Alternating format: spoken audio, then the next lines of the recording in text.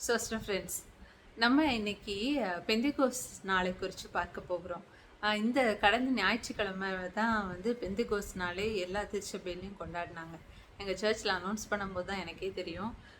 அப்போது இதுக்கு ரிலேட்டடாக ஏற்கனவே எடுத்து வச்சதுனால உங்கள்கிட்ட நான் இப்போ ஷேர் பண்ணது எனக்கு வந்து கர்த்தர் பலன் கொடுத்தார். இப்போ பெந்தைகோஸ் நாள் அன்னைக்கு அது ஒரு மேல் வீடு தான். அது அது வந்து எல்லார் வீடு மாதிரி அது ஒரு வீடு தான். ஆனால் அந்த வீட்டில் எல்லாரும் சேர்ந்து ஜெபிச்ச உடனே அது ஒரு ஆலயமாகவே மாறிடுச்சு.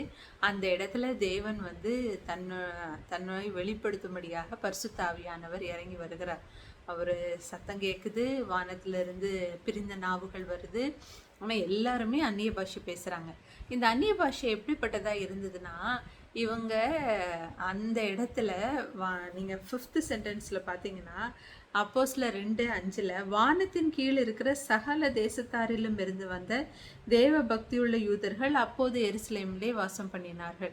அப்போ உலகம் எங்கிலும் இருக்கிற யூதர்கள் அந்த இடத்துல வந்திருந்தாங்க. அவங்க சொன்னாங்க, நம்மளுடைய ஜென்ம பாஷையில் இவங்க பேசுகிறாங்களேன்னு.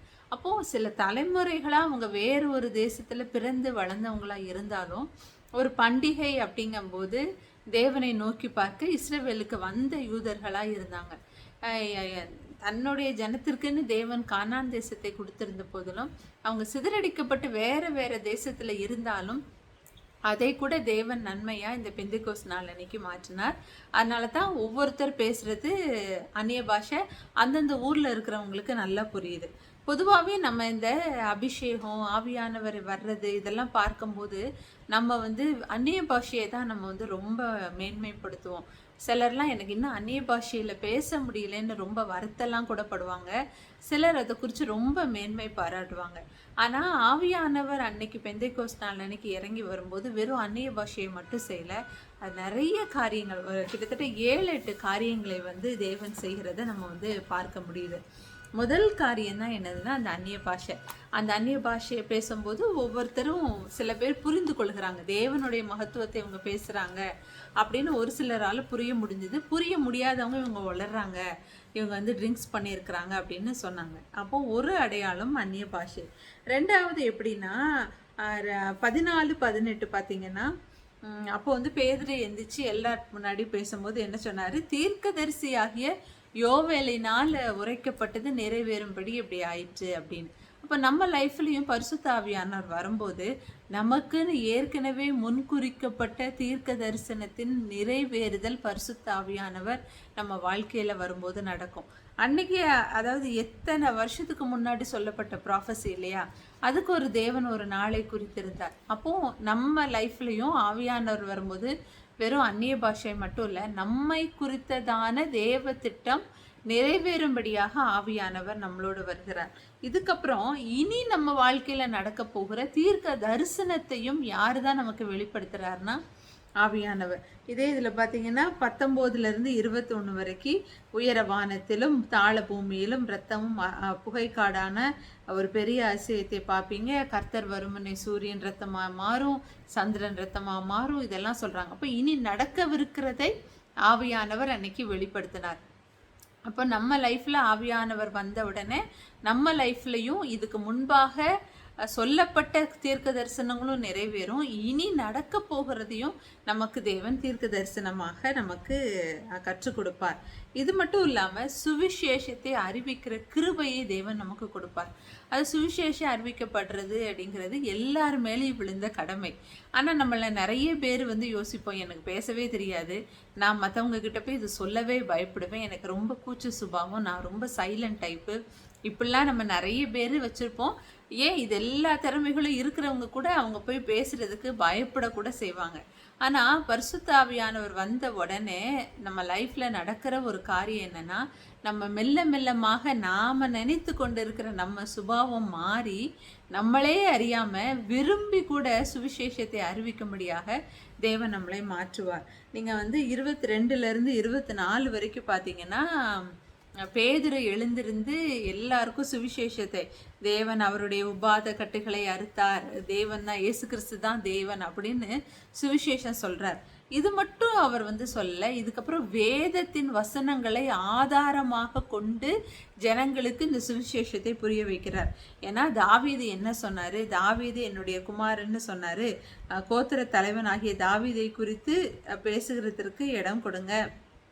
உன் சிங்காசனத்தில் வீட்டு இருக்கிற மாம்சத்தின்படி உன் சந்ததியிலே கிறிஸ்துவை எழும்ப பண்ணுவேன் அப்படின்ட்டு வெறும் சுவிசேஷத்தை மட்டும் இல்லை, வேத வசனத்தையும் சொல்லி இந்த சுவிசேஷத்தை அறிவிக்க. அதாவது வேதத்தின் மேலே வாஞ்சை, வேத வார்த்தைகளை ஆராயிற தன்மை. நம்ம ஒரு காரியத்தை பேசும்போது இதற்கு ஒத்த வசனங்களை நம் சிந்தையிலேயே தேவன் நமக்கு எடுத்து கொடுக்குற காரியங்கள். இது எல்லாம் ஆவியானவர் நமக்கு நினைப்பூட்டி நம்மளை இன்னும் ஆவிக்குரிய வாழ்க்கையில வளர செய்கிறது. அப்படிங்கிறது ஆவியானவர் நம்ம லைஃப்ல வந்ததுக்கு அப்புறம் தான் நடக்கும். நானே என் திறமையில, என் படிப்புல, எனக்கு இருக்கிற வாஞ்சையில நான் வேதத்துல வளர்ந்தேன் அப்படின்னு யாருமே சொல்ல முடியாது. நான் வேதத்தை வாசிக்கணுங்கிற ஒரு ஆர்வம் இருக்கு, அதை தியானிக்கணுங்கிற விருப்பம் இருக்கு அப்படின்னாலே அது ஆவியானவர் நம்மளுக்குள்ள இருக்கிறாரு, அவர் நம்மளுக்கு இந்த வாஞ்சையை கொடுக்கறாரு அப்படிங்கிறதான் அர்த்தம். அப்போ முதல்ல என்ன பார்த்தோம்?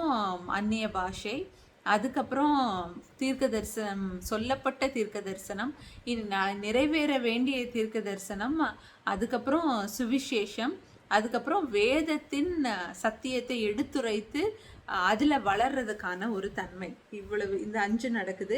இதுக்கப்புறம் பார்த்தீங்கன்னா 6வதாக 37வது வசனத்தில், அதாவது ஒருத்தங்களை மனம் மாற்றுவது நம்மளால கூடுகிற ஒரு காரியமே கிடையாது.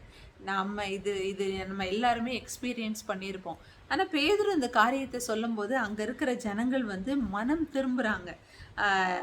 இவைகளை கேட்டபோது இருதயத்திலே குத்தப்பட்டவர்களாகி பேதுருவையும் மற்ற அப்போஸ்தலரையும் பார்த்துட்டு நாங்கள் என்ன செய்ய வேண்டும் அப்படின்னு அவங்க கேட்குறாங்க.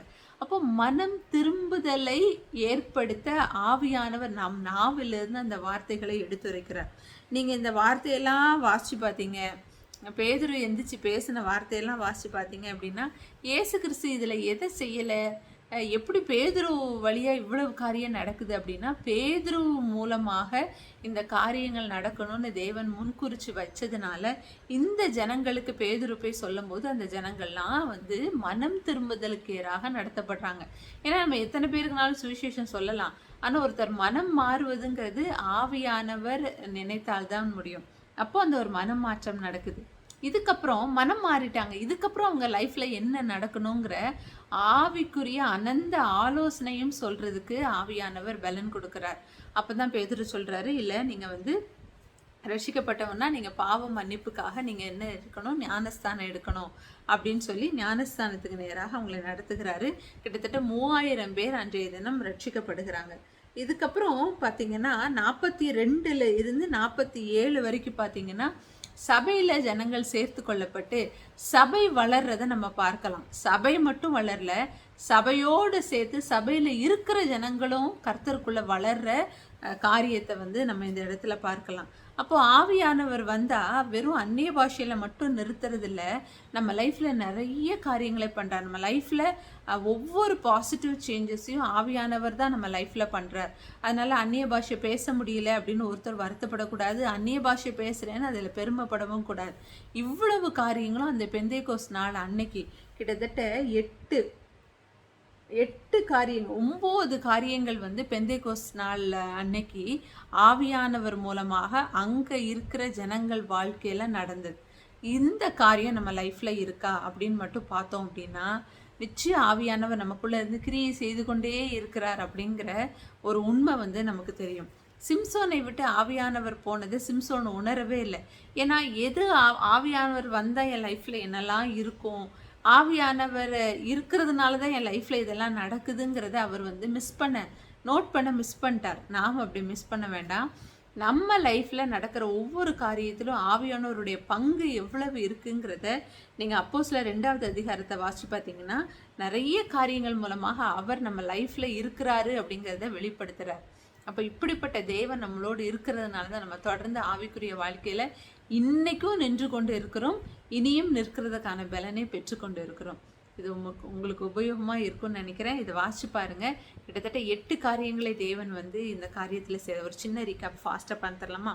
முதல்ல அந்நிய பாஷை, 2வது ஏற்கனவே சொல்லப்பட்ட தீர்க்க தரிசனத்தின் நிறைவேறுதல், 3வது இனி நடக்க வேண்டிய தீர்க்க தரிசனம், 4வது ரட்சிப்புக்கு எதுவாக சுவிசேஷத்தை அறிவிக்கிறது, 5வது வேதத்தில் வளர்ற ஒரு காரியம், 6வது மனம் திரும்புதல், ஜனங்களை மனம் திரும்புவது நம்மளால முடியாது, அது ஆவியானவர் நடப்பிக்கிற காரியம், 7வது ஆவிக்குரிய ஆலோசனை, மனம் திரும்புகிறவர்களை எப்படி அவர்களை ஆவிக்குரிய வாழ்க்கையில ஒருத்தரை வழி நடத்தணுங்கிற அந்த ஞானம், 8வது ஞானஸ்தானத்துக்கு நேராக அவர்களை வழி நடத்துதல், அதுக்கப்புறம் அவர்களை ஆலயத்தில் கொண்டு போய் சேர்க்குதல், ஆலயத்திலையும் வளர்றல். இவை எல்லாம், அதாவது ஆலயத்துக்கு போகிறதுக்கு முன்பாக வீட்டில இருந்து கூட இதெல்லாம் செஞ்சிடலாம். ஆனால் ஆலயத்துக்கு போனதுக்கு அப்புறம் ஒரு வளர்ச்சி இருக்குது. ஏன்னா அவங்க வந்து காணியாட்சிகளை விற்று ஆஸ்திகளை விற்று எல்லாரும் பங்கு போட்டு ஒருமனப்பட்டு தேவ பயத்தோட ஆலயத்தில் எல்லாருமா சேர்ந்து வளர்ந்தாங்களாம். அப்போ இவ்வளவு காரியங்களும் ஆவியானவர் பண்ணுகிறார். God bless you.